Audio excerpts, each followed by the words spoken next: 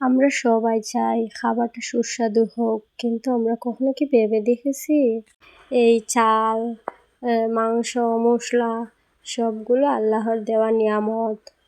আলহামদুলিল্লাহ বলা যেন কখনো না ভুলে যাই। তো আসসালামু আলাইকুম প্রিয় ভাই ও বোনেরা, সবাই কেমন আছেন? আশা করি আল্লাহর রহমতে আপনারা সবাই ভালো আছেন। তো আমিও আলহামদুলিল্লাহ আল্লাহর রহমতে আপনাদের দোয়ায় অনেক অনেক ভালো আছি। তো আজকে আমি বিরিয়ানি রান্না করব। তো আশা করি আপনারা আমার এই প্রথম থেকে শেষ পর্যন্ত আমার সাথে থাকবেন। তো একটা কথা মনে পড়লো, আমরা যেন কখনো খাবার নষ্ট না করি। পৃথিবীর অনেক মানুষ আছে যারা আজও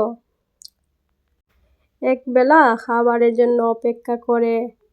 তো আল্লাহর দেওয়া প্রতিটি নিয়ামতের কদর করা আমাদের দায়িত্ব। আজকের এই রান্নার মধ্যে আমরা আবারও মনে রাখি, রিজিকের মালিক একমাত্র আল্লাহ তাআলা। আমরা চেষ্টা করি আর তিনি আমাদের ব্যবস্থা করে দেন। আমরা হয়তো খাবারটাকে সাধারণ মনে করি, কিন্তু কারোর কাছে এই এক প্লেট খাবার হতে পারে সারাদিনের আনন্দ। তাই যতটুকু প্রয়োজন ততটুকু নিন। তো আমরা একটু সচেতন হলেই খাবারের অপচয় কমাতে পারি। আর ছোট্ট এই অভ্যাসটাও আল্লাহর কাছে পছন্দনীয় একটি কাজ হয়ে যেতে পারে ইনশাআল্লাহ।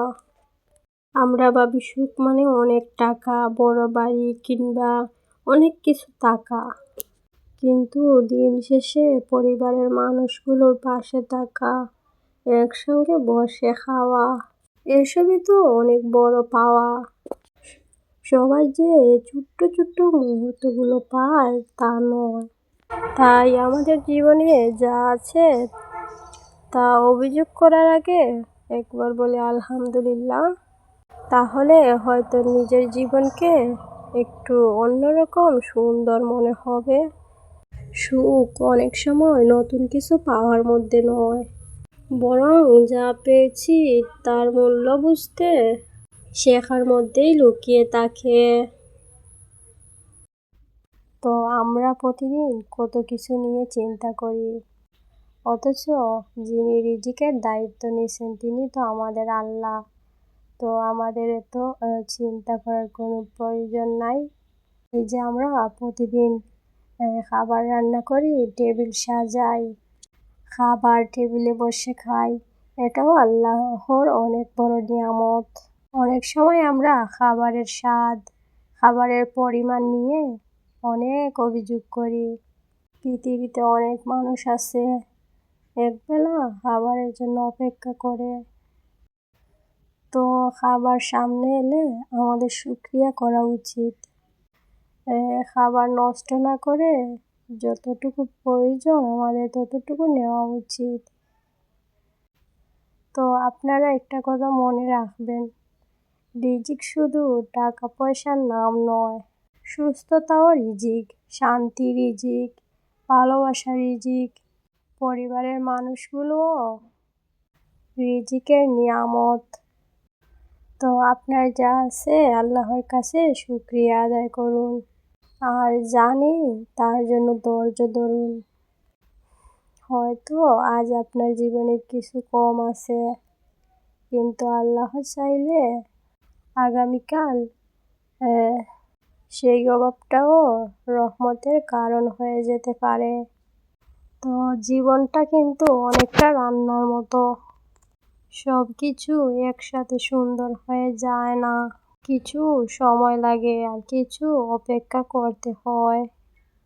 যেমন রান্নার মশলা দেওয়ার পর আমরা একটু অপেক্ষা করতে থাকি, তেমনি জীবনের কিছু উত্তর পেতেও সময় লাগে।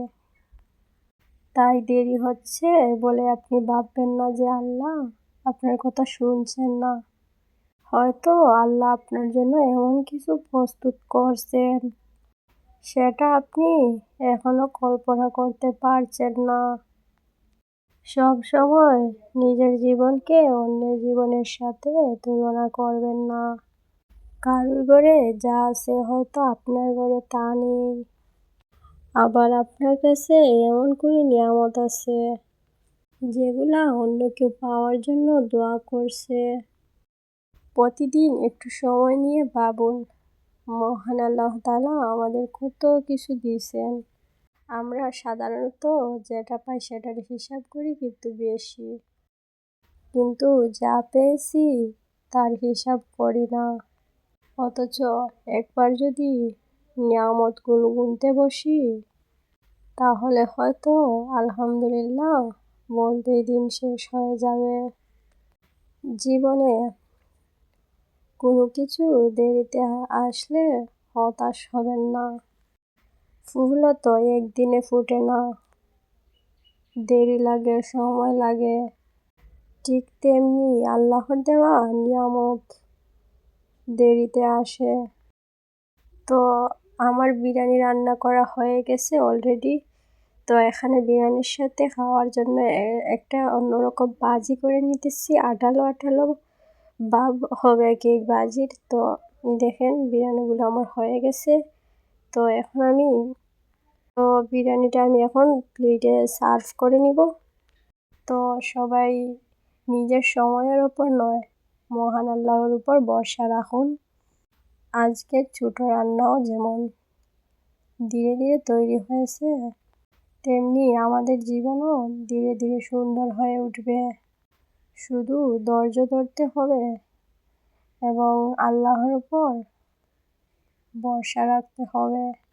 আর প্রতিটি অবস্থায় বলতে হবে আলহামদুলিল্লাহ। আল্লাহ আমাদের প্রতিটি জীবনে বরকত দিন, সবার রিজিকে বরকত দিন, আমাদের জীবনে শান্তি দিন এবং অল্পের মধ্যে তৃপ্তি খুঁজে পাওয়ার তৌফিক দিন। কথা বলতে বলতে একদম শেষের দিকে চলে এলাম। তো আজকের মতো আপনাদের কাছ থেকে বিদায় নেব। প্রিয় ভাই বোনেরা, আপনাদের কাছে যদি আমার ভিডিওর কোনো অংশ ভালো লেগে থাকে তাহলে অবশ্যই কমেন্টে সুন্দর একটা মন্তব্য করবেন। তো আজকের মতো বিদায়। আল্লাহ হাফিজ। আসসালামু আলাইকুম সবাইকে।